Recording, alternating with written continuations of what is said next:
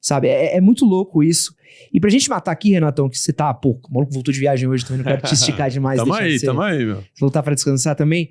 É a reta final aqui, mas é a pergunta que eu acho que a gente precisa entrar aqui. Hoje um debate que tomou contra da discussão pública e está num passo relativamente acelerado é a escala 6x1. O próprio Guilherme Boulos, acho que declarou dia desses que vai acelerar essa pauta no Congresso, né? Senão vai travar a pauta. E era uma conversa que começou bem timidamente e tomou conta das redes, né? Como é que a missão vê hoje a questão da escala 6x1? Vocês são contra ou a favor do fim da escala? Sou com... Pera, repete a pergunta. Você é contra o fim da escala ou a favor do fim da escala? Eu não acho que tem que acabar a escala 6x1. A missão não defende o fim da escala 6x1. A missão defende que o empregado ele tenha, por exemplo, como negociar com o patrão a quantidade de horas que vai ser trabalhada por ele, que tem um modelo parecido, semelhante com o que tem nos Estados Unidos. Por quê? Porque hoje no Brasil, se acaba a escala 6x1, a gente vai ver um monte de empresa de comércio fechando. É simples, isso que vai acontecer. O cara que tem uma padaria, que tem um boteco, né? Ele vai ter que contratar mais gente. Ele vai ter que contratar mais gente e hoje no Brasil não dá para isso. Por quê? Porque a gente tem legislações absolutamente obsoletas, principalmente no que se refere a questões trabalhistas, né? Eu acho que essa é uma grande diferença aí que a gente tem com pessoal nacionalista, trabalhista, né? Porque a gente pode até concordar com as questões, vamos dizer, algumas questões econômicas em algum ou outro ponto, mas na questão trabalhista não tem como. O Brasil é um manicômio nesse sentido que... e hoje, inclusive, a gente tem... Acho que foi o Estadão que publicou um editorial sobre isso, que falava sobre a produtividade do brasileiro, que é baixíssima comparado com países assim que dá vergonha, entendeu? Então... hoje, acabar com a escala 6x1, a gente vai gerar uma onda de gente fechando empresa e de gente desempregada. Essa que é a verdade. Mas assim, tentando entender um pouquinho mais do tema, assim, a questão de produtividade hoje, ela é culpa do trabalhador? Vocês atribuem a culpa ao trabalhador que está lá? Ou a um esquema, uma série de estruturas que são impostas a esse trabalhador dentro do trabalho dele para que faça com que essa produtividade seja baixa? Você acha que é preguiça do brasileiro de trabalhar? Olha, a preguiça do brasileiro de trabalhar... Eu acabei de voltar de Taobao, né? Eu não sei se eu contei aqui ou se eu falei fora das câmeras, né? Lá tem entrevista minha lá com o pessoal lá. O cara fala, cara, o cara não quer trabalhar aqui. Não tá querendo trabalhar, não. Ele prefere fazer um filho e receber uma Bolsa Família ou qualquer coisa do tipo do que ter que trabalhar. Eu vi isso lá. Eu vi o cara lá bebendo cachaça lá 4 horas da tarde. Entendeu? Mas o cara vive de auxílio, então pra ele tá bom, entendeu? Pra que ele vai pegar numa enxada e fazer algum outro tipo de trabalho? Então, acho que tem um pouco das duas coisas, cara. Tem um pouco das duas coisas. E, assim, eu acho que a gente podia focar em priorizar uma demanda, em priorizar uma questão trabalhista muito mais parecido com países que deram certo do que com países que não deram certo, entendeu? Então... eu citei o caso dos Estados Unidos aqui, onde você pode negociar as horas trabalhadas, você recebe por hora. Por que a gente não pode fazer isso no Brasil, entendeu? Eu acho que esse seria um modelo em que... Aliás, por exemplo, você pega a questão hoje de motorista de aplicativo. O cara prefere sair da CLT hoje e fazer um trabalho que ele possa fazer a própria escala dele, a própria carga horária dele, entendeu? O que a gente tá vendo é um movimento oposto. É a pessoa saindo do CLT para ir para outros tipos de trabalho onde possam fazer as suas horas, onde possam negociar as suas horas. Então, mas você acha que também essa questão da flexibilidade não explica isso? Porque a gente viu, por exemplo, supermercado. Se você olhar hoje, o supermercado é um mercado que ele tem uma defasagem muito grande de funcionário. A gente até viu um monte de gente procurando funcionário, difícil manter funcionário, porque o cara prefere não trabalhar na 6x1, escolhe até mesmo ir para o aplicativo, ir para um Uber, porque ele também tem a liberdade e a flexibilidade. Porque na 6x1, às vezes, ele não tem essa liberdade e essa flexibilidade que ele acaba tendo no aplicativo dele. Minha mulher tá grávida, eu fico em casa hoje, ou eu trabalho mais à tarde, trabalho mais cedo. Você acha que essa flexibilidade também acaba também não sendo um outro quesito também dele poder ser independente na escolha do horário dele também, que a 6x1 não oferece? Mas é isso que eu defendo. Eu acho que tem que ter flexibilidade. O problema do fim da escala 6x1 é que vai ser uma imposição àquele que contrata de que você só pode ter uma pessoa trabalhando por X dias, mesmo que ela queira trabalhar mais. O cara que vai pro Uber, em geral, ele não tá indo pra trabalhar menos. Ele tá indo pra ralar mais. O cara que hoje trabalha no aplicativo, ele fica muitas horas. Aí, ele ganha mais também, E ele vai fazer isso porque ele vai ganhar mais. Então, eu acho que é isso, entendeu? A pessoa tem a flexibilidade e ela vai poder negociar e ver como é que vai ser a melhor forma para ela. Eu falo isso porque o que a gente tem visto, e eu tenho conversado e até reparado, é que a escala 6x1 ela já tá acabando. De certa forma, em alguns lugares. Eu vi algumas entrevistas, eu vi algumas reportagens que justamente essas vagas, as pessoas têm dificuldade hoje de contratar 6x1, porque o trabalhador ele vai escolher outro tipo de escala, um outro tipo de trabalho em detrimento da escala 6x1. Então, eu assim, vou trabalhar aqui no mercado ou eu vou para Uber? Eu vou para Uber, porque eu vou ganhar mais e faço meu horário. Se eu quiser trabalhar 5x2, 4x3, eu acabo tendo essa flexibilidade do que a 6x1. Ou 7x0. Né? Ou 7x0. O próprio Caíto Maia, né? Ele falou que ele estava tendo muito mais sucesso em contratações, oferecendo flexibilidade de escala, né? O funcionário dele, ele oferecia, você quer trabalhar 5x2 ou 6x1 ganhando mais? O cara escolhia 5x2 justamente por isso.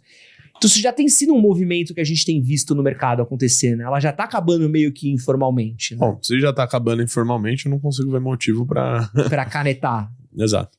E assim, quando você fala de negociação com o patrão, qual que é a minha preocupação e que eu acho que é uma coisa que todo mundo que já teve que lidar com isso sofreu um pouco na pele, é a equiparação de poder. Porque a gente entra num lugar que é muito difícil, principalmente num país que eu acho que a gente tem um legado escravagista tão grande do Brasil, a gente lida ainda com heranças muito fortes disso, de equiparação de poder, né? Que a gente tem um lado que tá, às vezes, passando fome, o cara que tá na necessidade, o cara que tá pagando um aluguel caríssimo, filho pra cuidar, um custo caro de morar numa grande cidade e tudo mais, com o lado que detém o poder na mão, né? A equiparação dela, a equiparação de poderes, ela nunca é muito equiparável, né? Na minha visão, e eu sei que não é assim, porque uma coisa que eu não acredito na justiça brasileira, a justiça brasileira é patética, a função justamente de um bom mecanismo de justiça seria tentar equilibrar esses dois poderes no jeito mais... de maior nível de equidade, né? Como garantir que eu consiga... Vamos supor que a gente garantiu trabalhar por hora. Como garantir que essa negociação ela seja de uma maneira justa e não acabe num esquema exploratório?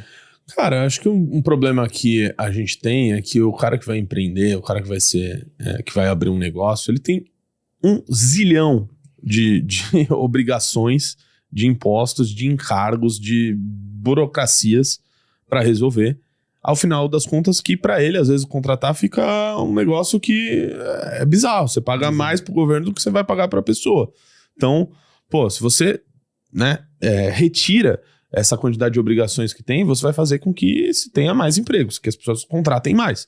Se você vai ter mais pessoas contratando, você vai ter mais oferta. Se vai ter mais oferta, o cara na hora de participar, de fazer uma negociação ou de ver possibilidades para ele, vai ter mais opções. E necessariamente ele vai ter melhores condições. Então eu acho que o que a gente precisa olhar não é para esse lado de criar mais uma regra, mais uma imposição, e sim de flexibilizar mesmo, de diminuir o peso do Estado nas costas de quem contrata, entendeu? Você seria a favor, por exemplo, de a gente tem hoje o salário mínimo. Você seria a favor de uma hora mínima? Um pagamento mínimo por hora? De um pagamento mínimo por hora? Talvez.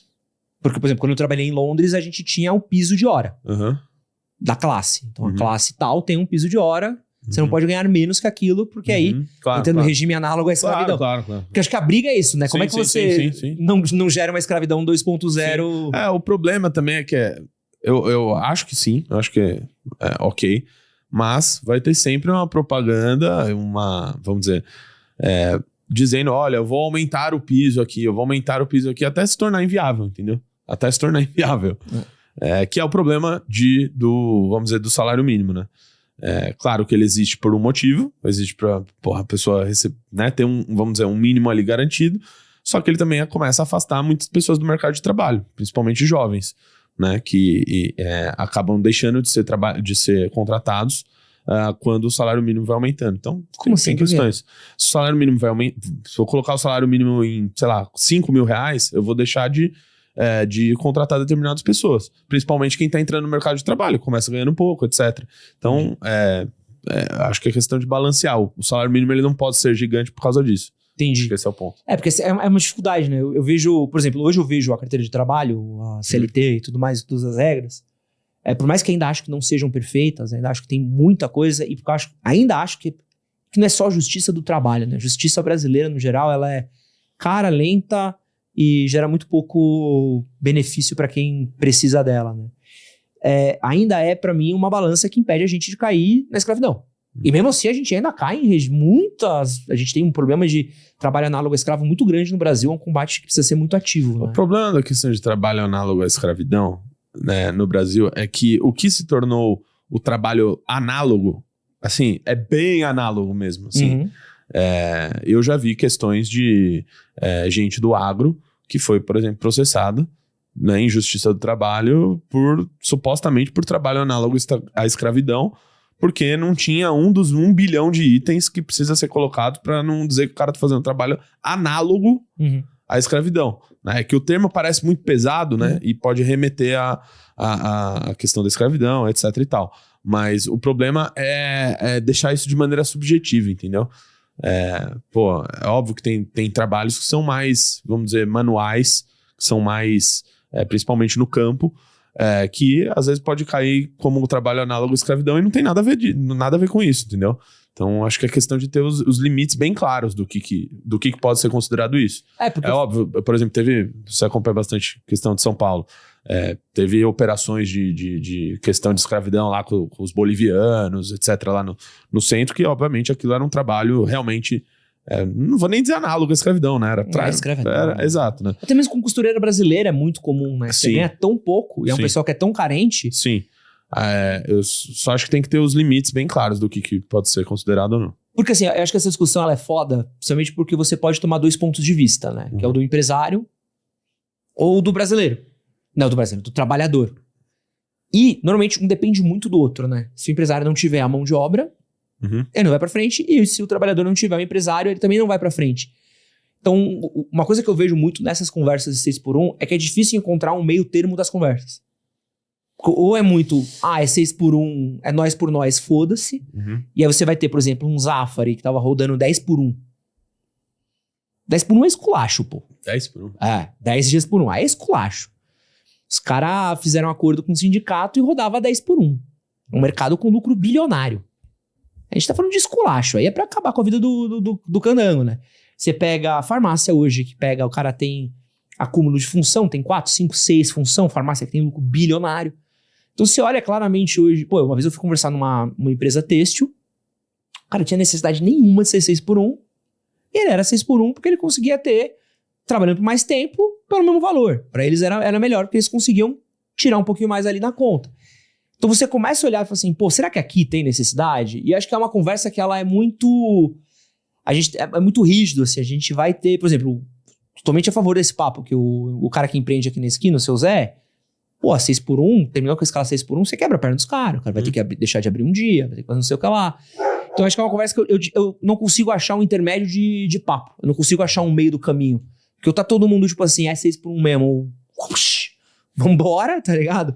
Ou acabou e vamos ver no que dá. Mas acho que você mesmo disse que tá meio que acabando já, né? Então... De certa forma, sim. De certa forma... Mas é tudo, né? Até mesmo os empregos corporativos estão acabando. Né? E acho que, dentro de vocês mesmo deve ter tido uma racha da galera que segue o MBL também nesse papo de 6x1 também. Cara, eu acho que não, viu? Você acha mesmo, galera? Acho que não. Acho que a galera é a favor. É mesmo? Eu acho. Pode crer. Porque acho que é muita gente que vem do ideário, vamos dizer, liberal, que entende que a melhor forma de você melhorar as condições de trabalho é você dando liberdade para as pessoas e liberdade de empreender, de contratar, etc e tal. E entendem que esse é o melhor caminho mesmo, entendeu? E investimento para empreendedor também, que empreendedor hoje se fode muito. Exato. Impressionante. Exato. E ainda mais que essa discussão também foi contaminada, porque a PEC da Erika Hilton, que basicamente falava de virar 4x3, né? Então, isso contamina o debate de maneira negativa, né? Um negócio só populista mesmo.